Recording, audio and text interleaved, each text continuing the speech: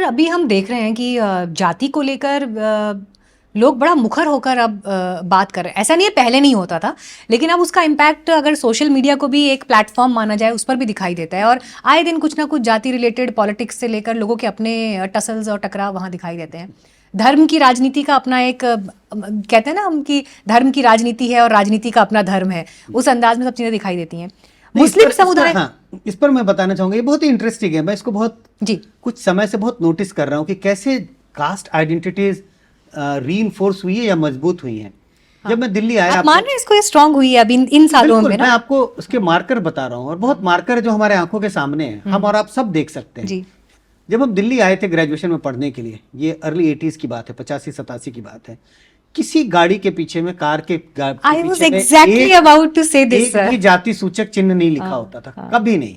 अब आप पिछले 10 साल में देखें तो एक गाड़ी जाति रहेगी, उस पर ब्राह्मण लिखा होगा, तो दूसरी जाति के दूसरे गाड़ी के शीशे के पीछे में कोई एक दूसरा चिन्ह लिखा होगा, जाट, जाटव, दलित, ब्राह्मण, गुजर लिखा होगा, तमाम क्षत्रिय सब लिखा तो होगा। ये क्या बताते हैं? ये यही बताते हैं कि जातियों की जो आइडेंटिटी है और स्ट्रांग हुई है। हर व्यक्ति ये बताने की कोशिश कर रहा है कि मैं एक जाति से हूँ। और इसकी वजह शायद ये है कि अगर आप आज से 20 साल पहले देखें तो ये जो लोअर कास्ट के लोग हैं वो असर्टिव नहीं थे, तो आइडेंटिटीज एक खास समुदाय के लोगों की अपनी आइडेंटिटी थी जो चैलेंज नहीं थी, तो इसी के लिए चैलेंज नहीं हो रहा था, तो वो अपनी आइडेंटिटी को एंजॉय कर रहे थे। और ये आप कहें कि जो लोअर कास्ट, जो डाउन ट्रोडन थे, वो काफी सहमे वैसे आप ये कह सकते हैं हो रहे। लेकिन जैसे ही पोस्ट मंडल, जब ये आइडेंटिटीज का सवाल आया और जब इन्हें भी ये लगने लगा कि समाज में हमारा भी स्थान है और इनका भी सोशियो इकोनॉमिक अपलिफ्टमेंट हुआ,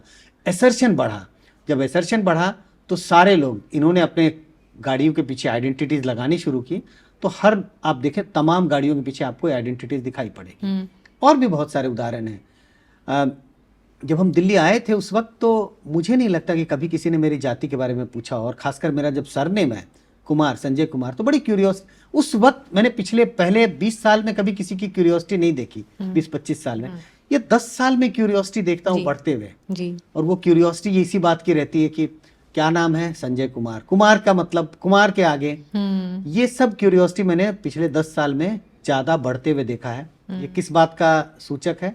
आइडेंटिटीज का। लोग जानना चाहते हैं आपकी आइडेंटिटी क्या है, क्योंकि वो सब आइडेंटिटीज को एक खांचे में देखने की लेकिन इसका कोर क्या है सर, क्यों जानना चाहते हैं?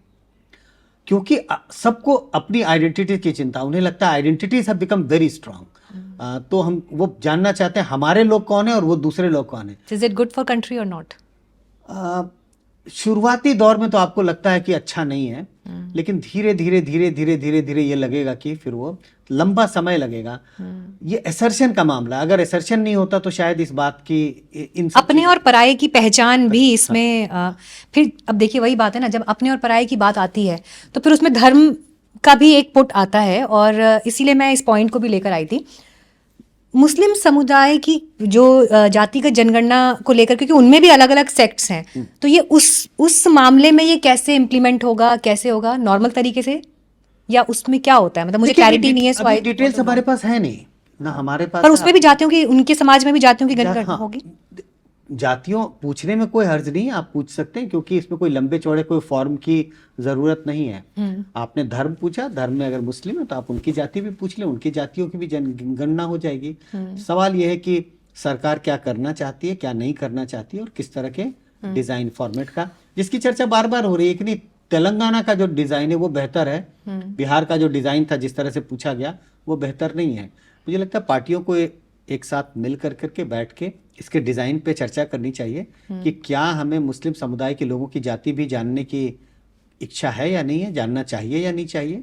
क्यों ना हम ओबीसी समुदाय के लोगों की जाति क्यों ना हर व्यक्ति की जाति की गिनती हो जाए, सीधा पूछ लिया जाए आपकी जाति क्या है, तो ये भी पता चल जाएगा ब्राह्मण कितने, राजपूत कितने, कायस्थ कितने, और जो तमाम जातियां हैं, तमाम जातियों के लोगों की गिनती हो जाए।